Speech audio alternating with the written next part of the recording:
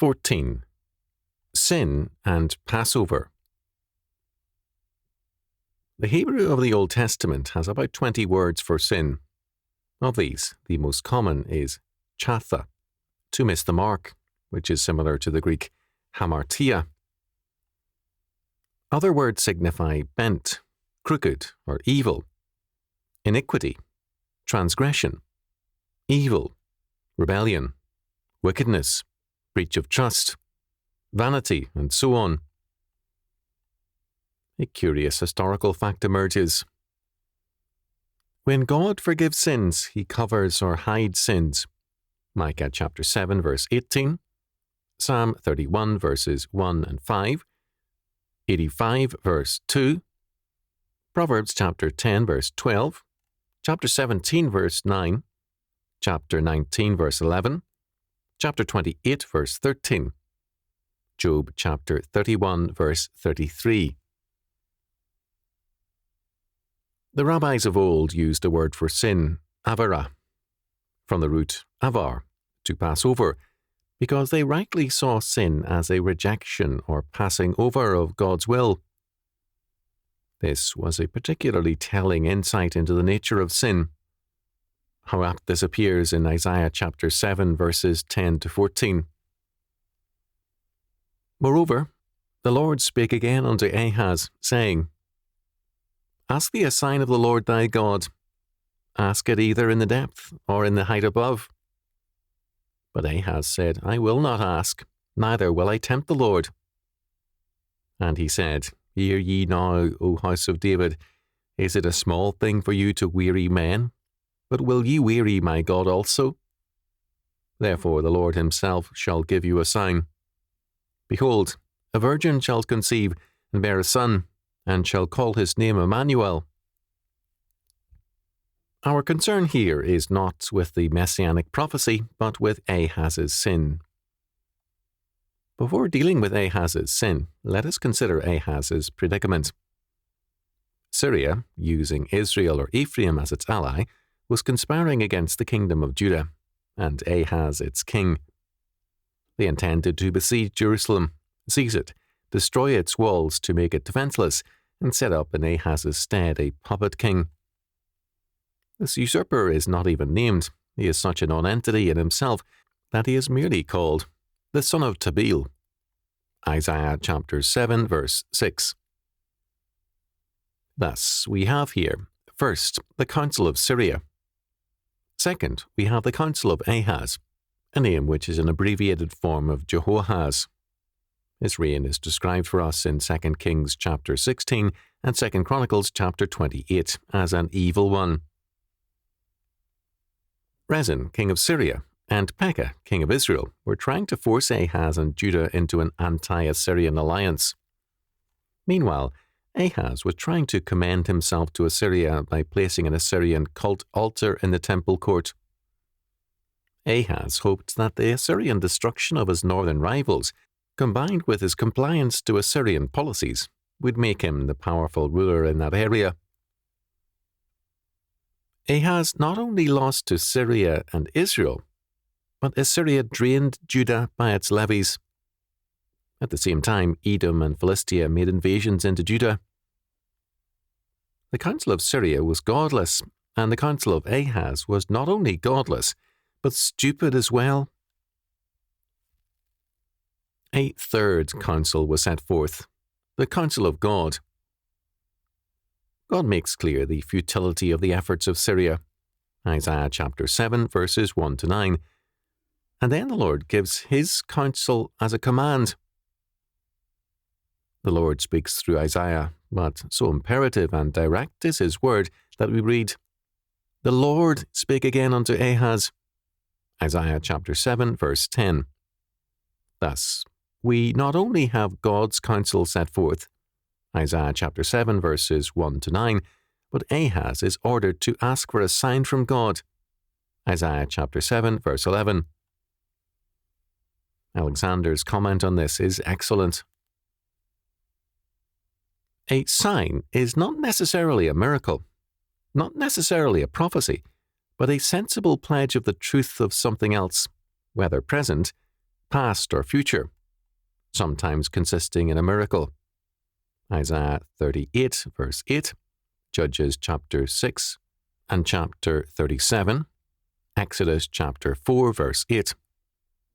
But sometimes in a mere prediction. Exodus chapter 3, verse 12, 1 Samuel chapter 2 and chapter 34, 2 Kings chapter 19, verse 29, and sometimes only in a symbol, especially a symbolical name or action. Isaiah chapter 38, verse 18, chapter 20, verse 3, Ezekiel chapter 4, verse 8. He is allowed to choose not only the place of its exhibition, but the sign itself. The offer is a general one, including all the kinds of signs which have been mentioned, although the only one which would have answered the purpose of accrediting the prophet was a present miracle, as in the case of Moses. Exodus chapter 4, verse 30. Ahaz refused to ask for a sign because he did not want what went with the sign, God's counsel. Under the pretense of piety, he rejects a sign. Young stated the case very plainly. But Ahaz will not ask. He has no intention of obeying. He turns from God, but he turns knowing precisely what God's will is and what God requires of him. He is commanded to believe. The gospel is preached to him. That he refuses to believe is to be attributed to the fact that he hates the Lord and leans upon his own understanding. With a show of humility, Ahaz passes over the counsel of God. Ahaz quoted Deuteronomy chapter 6, verse 16 to Isaiah. Ye shall not tempt the Lord your God, as ye tempted him in Massah. There is an irony here. Ahaz used Scripture to deny God and to accuse God himself of tempting Ahaz. Centuries later, our Lord used Deuteronomy chapter 6, verse 16 to answer Satan. Matthew chapter 4, verse 7. Ahaz treated God as though he were the evil one. Ahaz's sin was to pass over the counsel of God for his own counsel. This was, of course, Adam's sin also. He chose to be his own God and follow his own counsel in contempt of God and his command. Genesis chapter 3, verse 5. In this sense, sin is the counsel of man. The counsel of man may superficially agree with the counsel of God, but it is neither righteousness nor holiness, unless it be faithfulness to God's counsel and word. To illustrate, we have seen of late, although they are not new, pragmatic counsels of morality. With the rising incidence of venereal diseases, with the high cost of illicit sexuality, as in such prominent court trials as the Lee Marvin case, and a long assortment of like reasons, some men have ruefully concluded that extramarital sex is too costly. Like conclusions have been made about theft. There are enough ways to finagle wealth without inviting trouble from the law. Such counsels, if they produce an outward morality, a questionable point, still do not represent anything but sin.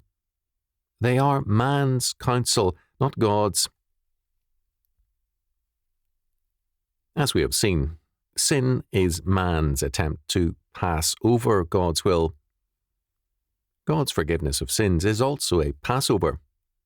God, in Christ, passes over our sins because the penalty has been paid, atonement made by Jesus Christ. Our sins are forgiven. Not only so, but we ourselves are made a new creation.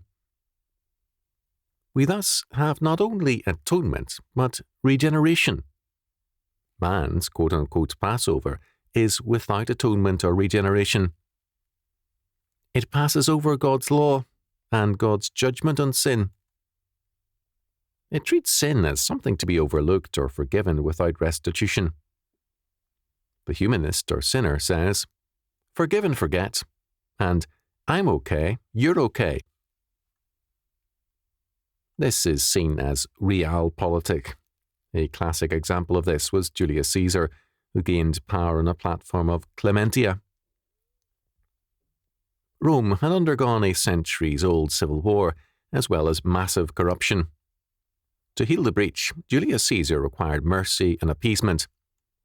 All records of political fraud and thefts were destroyed, and men were restored to office. It was a policy of forgive and forget. But Caesar's mercy and grace were antinomian. He could neither atone for any man's sin nor regenerate any man, himself included. Men whose sins he had passed over banded together pharisaically to kill Caesar for his sins. The world seeks a false Passover for sin. We, however, are able to say joyfully, Christ our Passover is sacrificed for us. 1 Corinthians chapter 5, verse 7. For this reason, we are barred from passing over God's law, neglecting His person, and living for ourselves. It becomes our life in Christ, rather, to seek first the kingdom of God and His righteousness. Matthew chapter 6, verse 33.